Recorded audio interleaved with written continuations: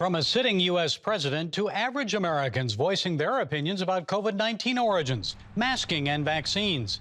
It seems if you share an opinion that doesn't support a progressive narrative, you'll be censored, maybe even banned from social media platforms.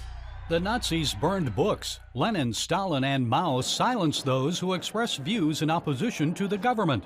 Is this new censorship reminiscent of those one-party totalitarian states? Former Harvard law professor and legal analyst Alan Dershowitz is author of the book, The Case Against the New Censorship, Protecting Free Speech from Big Tech, Progressives, and Universities. It has this in common. The people who burned the books in Nazi Germany were students. The people who advocated communism in Lenin and Stalin's Russia were students. The millennials today are on the forefront of censorship. They think they have the truth. And they don't need dissent. They don't need due process. Why bother with dissenting views or free speech if they know what the truth is? We're not in Nazi Germany. We're not in Stalin's Russia.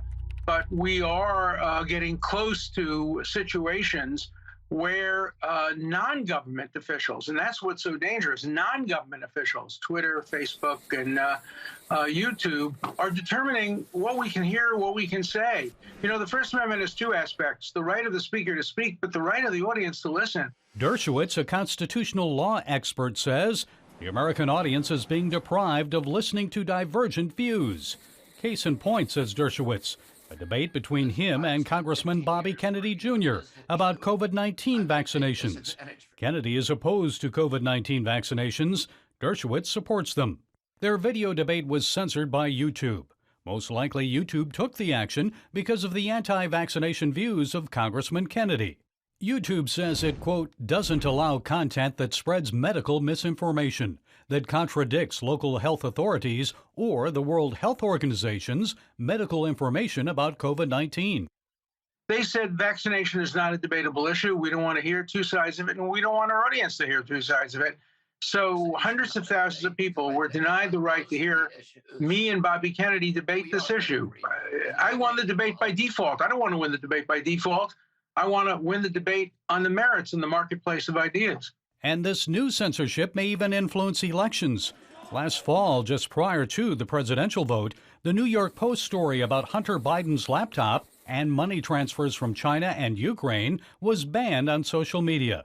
It was ignored or played down by some members of the mainstream media. So how worrisome is that type of censorship influencing election outcomes by preventing all factual information from being made public?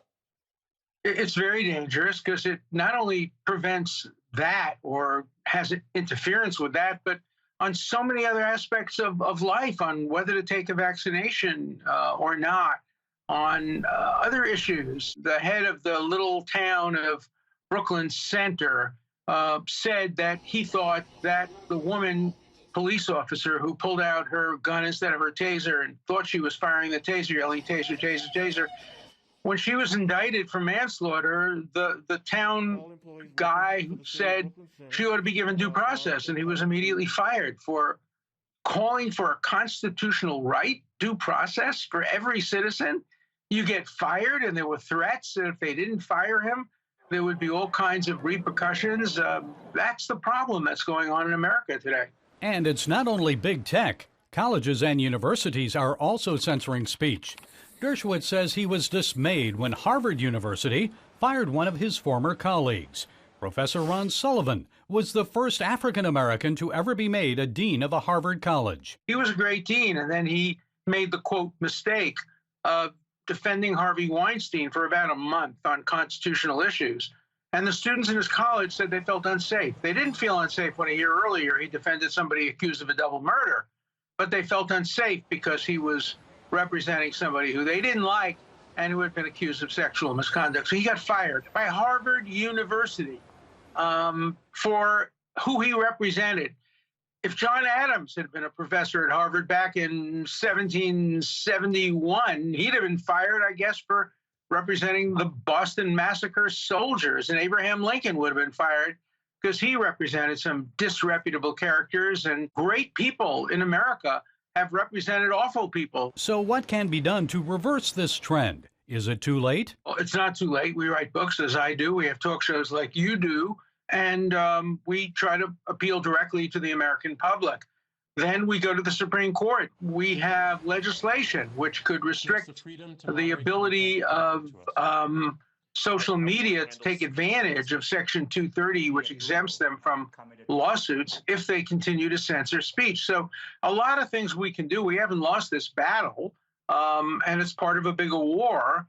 And look, I lived through McCarthyism as a student in college. We overcame that. I think we'll overcome this. Gary Lane, CBN News.